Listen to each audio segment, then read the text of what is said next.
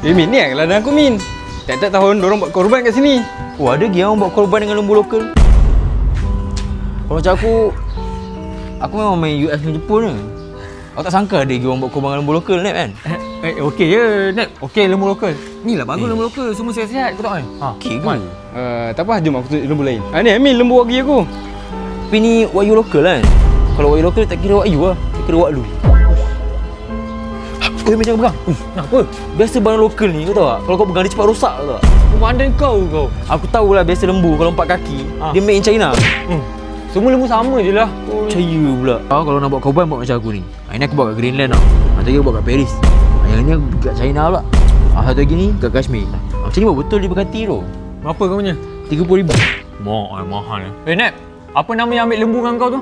Esa korban? Oh, memang aku tiap-tiap tahun collect dengan orang. Paling berbaloi kan? Korban global RM350 je satu bahagian. Pasal trusted tak trusted ni korang jangan risau sebab diorang ada sijil, video dan gambar pelaksanaan. Ada live update notification lagi. Mana ada korban 300 setengah?